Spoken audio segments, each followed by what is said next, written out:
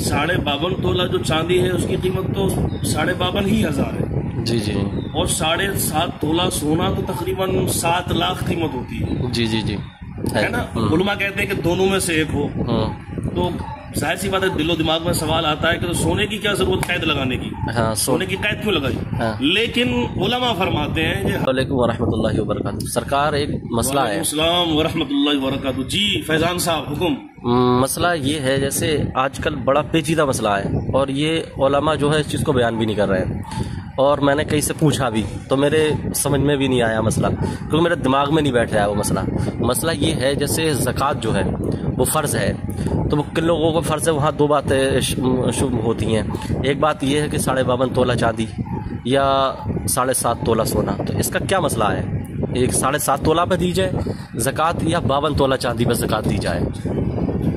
देखो शरीयत का जो मसला है ना, ये तो जाहिर है कि 7.5 तोला सोना या 52.5 तोला चांदी, चूँकि आज के ज़माने में 52.5 तोला जो चांदी है उसकी कीमत तो 52,500 है। जी जी। और 7.5 तोला सोना तो तकरीबन 7 लाख कीमत होती है। जी जी जी, है ना। उलमा कहते हैं कि दोनों में से एक हो, तो जाहिर सी बात है दिलो दिमाग में सवाल आता है कि तो सोने की क्या जरूरत कैद लगाने की। हाँ, सोने की कैद क्यों लगाई। हाँ। लेकिन उलमा फरमाते हैं कि हमारे नबी के ज़माने में जो सोने की जो कीमत थी वो 100 रुपये समझ लो 1 तोला, ठीक। और ये 1 तोला चांदी की जो कीमत थी वो तकरीबन 75 पैसे समझ लो।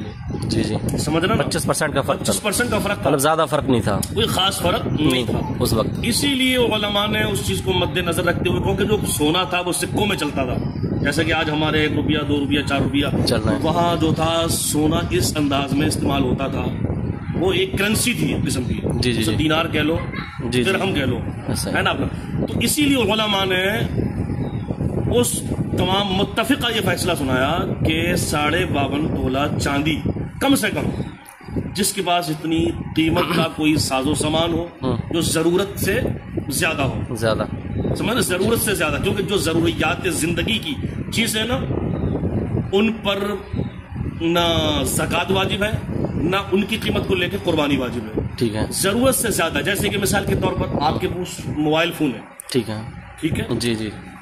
एक फोन की तो हर फर्द को जरूरत है, रोजमर्रा का काम है जी। लेकिन आपके पास एक फोन से ज्यादा अगर फोन है और जिसकी कीमत तकरीबन आज के वक्त में 55,000 या 52,500 है, तो आपके ऊपर कुर्बानी भी वाजिब है और ज़कात भी वाजिब हो जाएगी। अच्छा। जैसे कि एक गाड़ी की जरूरत हर बंदे को है, अब जिसके पास जरूरत से ज्यादा 2 गाड़ियां हैं 4 व्हीलर, जिसकी कीमत तो आज के वक्त में हल्की से हल्की लाख रुपए होती है जी, लेकिन आज हमारी कौम इस चीज पर तवज्जो नहीं करती है, सोचते नहीं है, समझते नहीं है, और ये नहीं समझते कि अल्लाह ने हमारे ऊपर क्या फर्ज किया, क्या वाजिब किया, और कुर्बानियां नहीं करते, ज़कात भी अदा नहीं करते। एक गाड़ी से ज्यादा अगर दूसरी गाड़ी है तो कुर्बानी भी वाजिब है।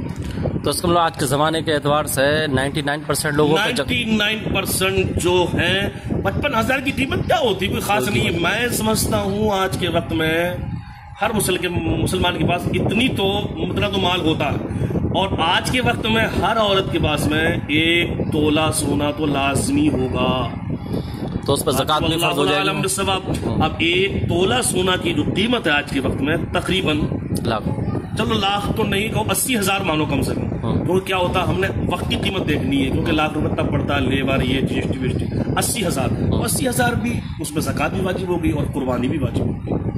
जैसे कि आपने के पास प्लॉट पड़ा हुआ, अगर वो प्लॉट आपने अपना घर बनाने के लिए लिया है तो कोई मसला नहीं है।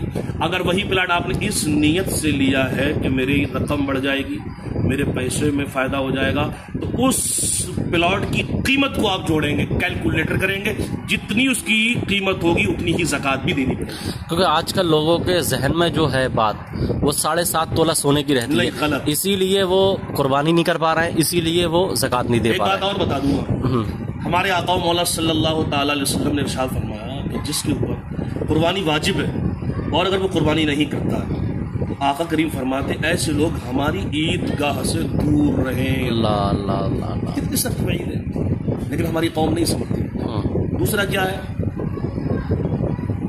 ये ही माल जिसकी ये ज़कात आज का मुसलमान नहीं निकालता, क़यामत के दिन उसके लिए बवाल हो जाएगा, वही बवाल हो जाएगा। آگ کی شکل میں، گنجے سانپ کی شکل میں دولت آئے گی اس کے پاس، اور وہ اس وقت یہ تمنا کرے گا کہ کاش مولا ایک موقع زندگی کا دے دے، میں ایک ایک آنے کی، ایک ایک پیسے کی، جو بھی مجھ پہ واجب یا فرض ہوگا میں زکوٰۃ کو نکالوں گا۔ چلیے ٹھیک ہے، شکریہ بہت بہت آپ کو۔ اور ایک بات اور سن لو آپ۔ جی جی۔ اب مسئلہ کیا ہے، گھر میں بیوی ہے، گھر میں شوہر ہے، ان کے بچے ہیں آگے، قربانی، اب ہم میں یہ بھی ایک بڑا غلط مسئلہ ہے۔ اچھا، غلط فہمی ہے ہماری۔ ہاں، بہت غلط فہمی ہے کہ باپ ہے تو اسی کے اوپر قربانی ہے۔ اگر بیوی کے پاس الگ 1 لاکھ روپیہ ہے یا 1 تولہ سونا اس کا ہے تو اس عورت کے اوپر بھی واجب ہے۔ شوہر کا پیسہ الگ ہے تو شوہر کے اوپر الگ واجب ہے، اور اگر اس کا بیٹا بھی کہیں 1 لاکھ روپے یا 55,000 کا مالک ہے تو بیٹے کے اوپر الگ واجب ہے۔ لیکن ہمارے یہاں کیا ہے، گھروں کے اندر کی نہ وہ مالک صاحب ایک ہیں کہ والد محترم وہ مالک ہے، وہی اپنے نام سے کرا دے، سب کے نام کی ہو جائے گی۔ ایسے کیسے ہو جائے گا؟ نہیں، لیکن لوگوں کی ذہنیت تو یہی ہے، لوگوں کی ذہنیت غلط ذہنیت ہے۔ اکثر عورت ہی مالک ہوتی ہے اس سونے کی، اور اکثر ہوتے ہیں بیٹے بچے جو نوکریاں کرتے ہیں 10 20 50 ہزار لیتے ہیں تو کچھ سائڈ سے وہ اپنے کھاتے میں کر لیتے ہیں، کچھ ایسا ان کا سسٹم ہوتا ہے کہ ان پر 55,000 کی اگر رقم باپ کے علاوہ پائی جاتی ہے، ماں کے علاوہ پائی جاتی ہے تو وہ قربانی کریں، اگر نہیں کرتے ہیں تو قیامت کے دن جواب دینا ہوگا۔ ٹھیک ہے، شکریہ بہت بہت۔